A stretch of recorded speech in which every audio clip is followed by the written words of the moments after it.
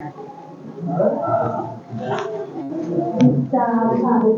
बच्चों हमने सीखा कि किस प्रकार मानक जो सर्व समीकरणे होती हैं वो बीजीय व्यंजकों के गुणनफल को आसान बना देती हैं।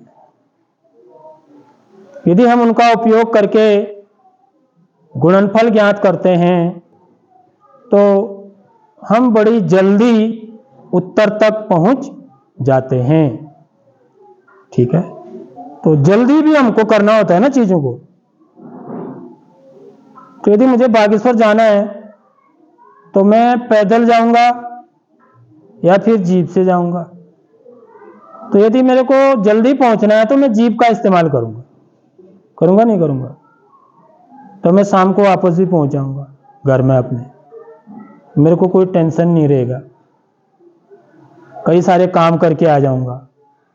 ठीक है, तो ऐसे ही ये क्या होती हैं, सर्व समीकरणे होती हैं जो गुणनफल को जल्दी हल कर देती हैं। तो उचित सर्व समीकरण का प्रयोग करके गुणनफल ज्ञात करो। तो हमने 3 सर्व समीकरणें पढ़ी। पहला a प्लस बी का होल स्क्वायर, दूसरा a माइनस बी का होल स्क्वायर, तीसरा a square minus B square. ठीक है, उचित सर्व समीकरण का मतलब है आपको इसमें से कौन सी लगेगी वो छांटना है। जो इस देखो क्वेश्चन क्या है, क्वेश्चन नंबर फर्स्ट का सेकंड पार्ट है, एक्सरसाइज 9.5। तो यहां पर देखिए 2y धन 5 गुणा 2y धन 5, तो इसको मैं क्या लिखूंगा, 2y धन 5 का वर्ग, क्योंकि 5 गुणा 5 बराबर क्या बोला अभी मैंने, 5 का वर्ग लिखते हैं हम। तो ऐसे ये दोनों सेम चीज है, ये भी 2y धन 5 है, ये भी 2y धन 5 है। तो इसको मैं क्या लिख दूंगा गुणा करके, 2y धन 5 का वर्ग।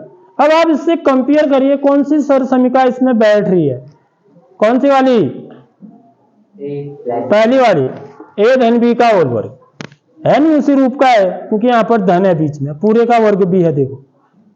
तो मैं क्या करूंगा, सर्व समीकरण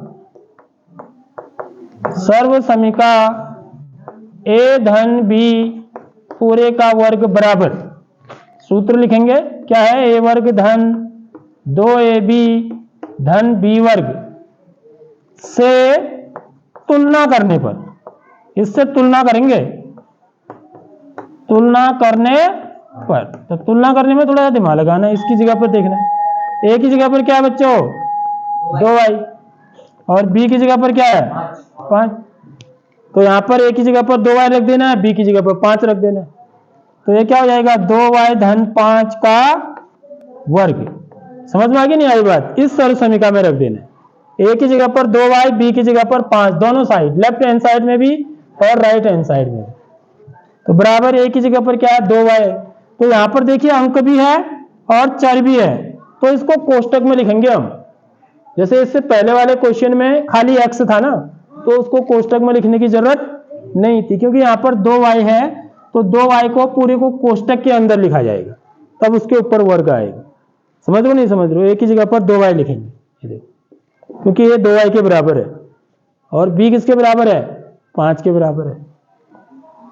तो 2y को कोष्टक के अंदर लिखा जाएगा, क्योंकि वर्ग किसका किसका होगा, 2 का भी होगा, y का भी होगा। यदि आप कोष्टक के अंदर नहीं लिखेंगे तो क्या आपने किसका वर्ग किया, सिर्फ y का, 2 का तो किया ही नहीं ना।